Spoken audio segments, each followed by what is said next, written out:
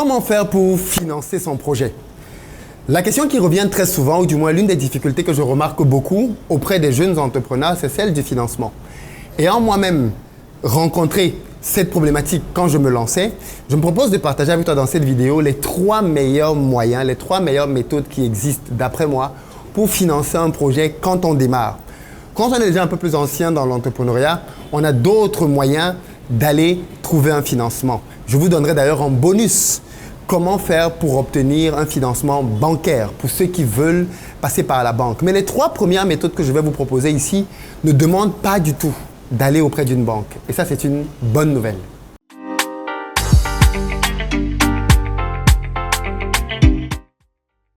Salut à toi, bienvenue sur ma chaîne, moi c'est Philippe Simo et ici je te parle d'entrepreneuriat et d'investissement parce que je suis convaincu que c'est avec ces 2 piliers-là que nous allons développer l'Afrique.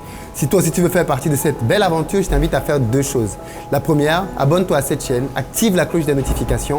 Tu seras ainsi informé de l'apparition de toutes nos vidéos business comme celle-ci qui vont t'apporter du très bon contenu. Et puis deuxièmement, dans la barre de description, tu as un lien vers un quiz intitulé Le Révélateur. Il va te permettre de savoir comment tu gères tes finances. Et ce point-là, il est très important. Alors, comment on fait donc quand on veut se lancer et qu'on n'a pas forcément les financements? On peut être étudiant, on peut être salarié, on peut être même au chômage et on a un projet. On a quelque chose dans son cœur qu'on veut lancer. Comment on fait pour trouver de l'argent? La première méthode que je propose, et d'après moi, c'est la meilleure, consiste à procéder avec son épargne. Oui, tu as bien entendu. Si tu veux lancer un projet, le meilleur moyen pour toi de le faire, surtout si c'est ton premier projet, fais-le sur la base de ton épargne personnelle, le fruit de tes économies. J'insiste là-dessus parce que je pense que c'est l'une des premières erreurs que beaucoup de gens font en entrepreneuriat, c'est d'aller se lancer en prenant l'argent d'autres personnes.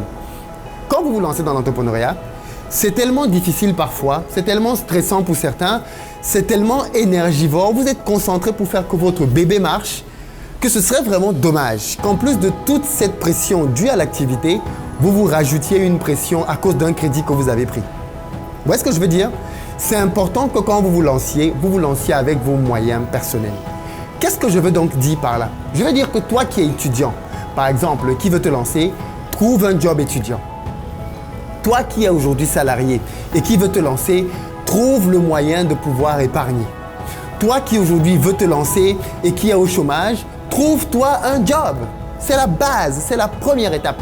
Si tu veux te lancer dans l'entrepreneuriat, il faut que tu aies un capital et il faut que tu te constitues toi-même ce capital-là. Ça veut donc dire que le premier projet que tu dois lancer, c'est un projet que tu pourras financer sur la base de l'argent que tu auras mis de côté. Ça peut être 1000, 2000, 5000, 10 000 euros, dollars, je n'en sais rien. Ça peut être 1 million, 200 millions, 200 000. Je ne sais pas quelle est la somme en fonction du projet que tu veux lancer.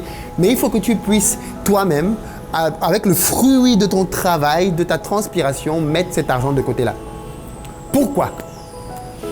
Parce que quand tu vas utiliser ton argent, tu ne vas pas le dépenser n'importe comment parce que c'est un argent que tu auras acquis difficilement. Parce que mine de rien, quand tu prends l'argent d'autres personnes, que tu n'as pas souffert à travailler, il y a une tendance à dépenser cet argent-là beaucoup trop facilement.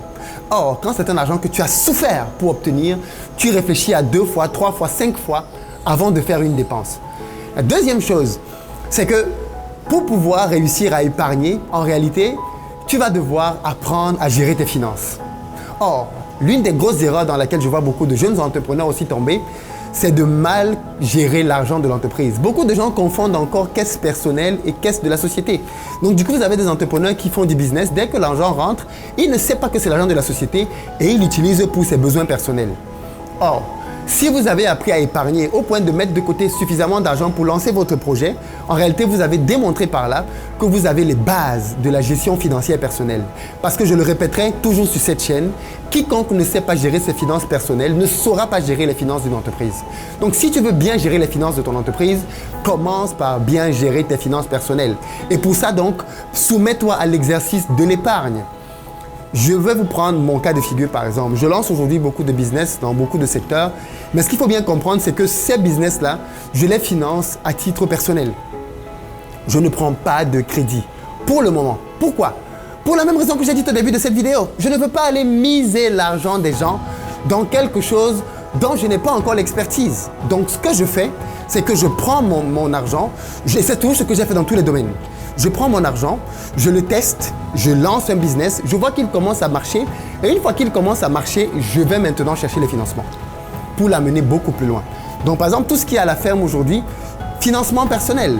Par contre, quand la machine sera mise en œuvre, quand on aura fait notre premier, deuxième bilan et qu'on aura vu toute la manne qu'on peut se tirer derrière ce business-là, j'irai maintenant voir un banquier ou un partenaire financier pour lui dire « Ok, d'accord, voilà les thèmes avec lesquels on va travailler, voilà jusqu'où on peut aller, ainsi de suite. » Et à la table des négociations, j'aurai un poids beaucoup plus fort. Et d'ailleurs, les banques s'alignent pour pouvoir avoir ce type de client-là. Parce qu'il faut bien savoir que quand tu as un business qui tourne déjà, le risque de la banque est beaucoup moins grand que quand tu as juste un business plan. Donc clairement, je propose de toujours lancer d'abord soi-même avec ces petits moyens, tester, avoir le retour et ensuite maintenant aller chercher des financements extérieurs. Deuxième méthode, une fois que vous avez donc ce projet de vous lancer, la deuxième possibilité que je vous propose pour pouvoir avoir de l'argent, c'est ce qu'on appelle dans le jargon le love money, c'est-à-dire l'argent qui t'est donné par les gens qui te connaissent, ta famille, tes amis. Pourquoi c'est important? Parce que le love money démontre que tu as su établir un niveau de confiance suffisant autour de toi. Qu'est-ce que je veux dire par là? Je veux dire par là que si tu veux te lancer en business et que les gens qui sont proches de toi ne sont pas prêts à mettre leur argent sur toi, ça veut tout dire. Ça veut dire que l'image que tu renvoies aux gens, c'est l'image de quelqu'un de pas sérieux. Tu vois ce que je veux dire? Parce que si tu étais quelqu'un de sérieux, eh bien les gens autour de toi n'hésiteraient pas à miser sur toi. Prenons le cas de quelqu'un, un entrepreneur que j'aime beaucoup qui est passé sur cette chaîne, Loïc Kamois, agripreneur. Il nous a raconté son histoire. Et il a dit que quand il a voulu se lancer en entrepreneuriat, ses propres parents ont mis en hypothèque la maison familiale pour qu'il obtienne un crédit. Est-ce que tes parents peuvent mettre en hypothèque quoi que ce soit pour que tu obtiennes un crédit? Dis la vérité. Est-ce que ton père peut mettre en hypothèque même sa chaussure?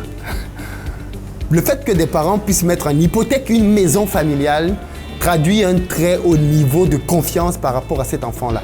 Mais qu'est-ce que ça veut dire? Ça veut dire qu'en grandissant, cet enfant a établi un niveau de confiance vis-à-vis de tout ce qui l'entourait. Et c'est de ça dont il est question ici. Le love money démontre que vous avez établi un niveau de confiance auprès des gens qui vous entourent.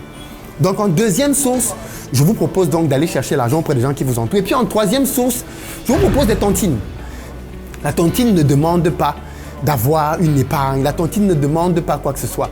Elle demande juste que les membres de la tontine aient suffisamment confiance en vous pour vous admettre dans la tontine. Et quand vous entrez dans la tontine, soyez parmi les premières personnes à bouffer. Et comme ça, avec l'argent que vous allez bouffer, vous allez pouvoir lancer votre business. Ce sont là 3 méthodes simples, accessibles à tout le monde pour pouvoir se lancer. La bonne nouvelle, c'est que les 3 méthodes sont cumulatives. Vous pouvez prendre votre épargne personnelle, ensuite aller voir votre famille et vos amis, rajouter à ça, et enfin aller voir une tontine et mettre les 3 ensemble. Et les 3 ensemble, ça donne un ensemble assez puissant qui vous permettra de pouvoir financer tout projet normalement pour débutants. Maintenant, si on veut aller vers la banque, comment on fait? Eh bien, il faut juste comprendre le langage de la banque. Quand on est en Europe, c'est un peu plus simple. Il faut comprendre que les banques, pour financer des particuliers, regardent les bulletins de paie. Les banques, pour financer des entreprises, regardent les bilans. Elles vont vous demander 3 derniers bilans. C'est assez simple finalement. Il faut que vous ayez de bons bilans qui montrent que votre activité, année après année, est bien gérée et qu'elle fait de plus en plus de bénéfices. C'est fondamentalement ce qu'une banque va regarder. Parfois, elle vous demande aussi vos comptes personnels pour voir comment vous gérez l'argent de votre compte personnel. Parce que bien évidemment, la banque sait bien que la personne qui va gérer l'entreprise, si elle gère mal, elle peut couler l'entreprise. Deuxième aspect, c'est plutôt en Afrique. On dit que les banques ne prêtent pas d'argent en Afrique. C'est pas si vrai que ça. Les taux peuvent être élevés, c'est vrai, mais parce que le niveau que le risque que les banques prennent est aussi beaucoup plus élevé. Donc les taux sont un peu plus élevés. Mais comment faire pour avoir de l'argent auprès d'une banque en Afrique? Il faut juste comprendre les langages de la banque. La banque a besoin d'être assurée. Ça veut dire que si vous voulez aller vers la banque, il faut déjà créer un compte bancaire avant de venir demander de l'argent et faire fonctionner ce compte pour que la banque apprenne à vous connaître. Il faut partir du principe que les mouvements que la banque va avoir dans votre compte vont faire que la banque sache quel type de gestionnaire vous êtes. Donc, beaucoup de gens ouvrent des business et ne vont pas voir la banque, débarquent juste 2-3 ans après et disent qu'ils veulent un crédit. Comment tu veux que la banque te prête de l'argent? La seule chose qu'elle voit dans ton compte, c'est une écriture au moment de l'ouverture et puis plus rien. Aucune banque sérieuse ne peut te prêter de l'argent. Par contre, si tous tes mouvements, tu les faisais passer par la banque, que tu avais des bilans, parce que c'est ça qu'il faut comprendre, c'est que si tu veux passer par la banque, alors tu veux lever de grosses sommes. Et qui dit que tu veux lever de grosses sommes, dit que tu dois te comporter comme quelqu'un de respectable et de sérieux. Donc, quand on te paye un marché, va déposer ça dans la banque. Quand tu veux faire une dépense, sors ça de la banque. Et la banque va voir les entrées et les sorties de ton business. Si tu veux que la banque te prête de l'argent, aie un bilan en société. La banque ne prête pas de l'argent aux particuliers pour pouvoir lancer des activités. En général, elle prête à des sociétés. Donc, il faut que tu puisses avoir 1, 2, 3 bilans. Même si tes bilans ne sont pas très importants, au moins que la banque voit que tu as des choses, que tu sais gérer l'argent. Deuxième élément, il faut que tu puisses avoir des garanties. On est en Afrique. Et l'une des meilleures garanties que tu puisses avoir, ce sont les terrains. Ça, c'est un secret que je te donne. Acquiert des terrains et des titres fonciers. Ça, c'est un truc puissant auprès de la banque. Parce que, imagine des gens qui ont des hectares. Par exemple, les terrains agricoles qu'on a aujourd'hui.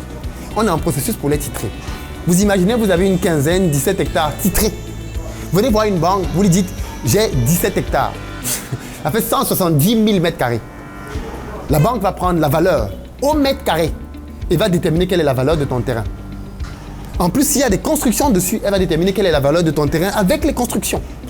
Et donc, c'est sur cette base-là qu'elle va savoir combien elle peut te prêter. Fondamentalement, si tu veux avoir de l'argent de la banque et beaucoup d'argent, eh bien, il faut que tu aies beaucoup de terrain et beaucoup de titres fonciers. Comme ça, tu pourras aller les déposer auprès de la banque en hypothèque et en contrepartie, elle mettra à ta disposition de l'argent. Voilà un peu les méthodes que je voulais partager avec toi. Dis-moi ce que tu en penses, laquelle te paraît être la plus difficile dans ton cas, lesquelles te sont les plus pertinentes. Et partage cette vidéo massivement parce que je pense qu'il y a beaucoup de gens qui veulent se lancer mais qui sont vraiment bloqués par la question de l'argent. Il faut qu'ils comprennent qu'ils doivent d'abord travailler, qu'ils apprennent à gérer de l'argent et ensuite qu'ils aillent chercher l'argent d'autres personnes. Ciao!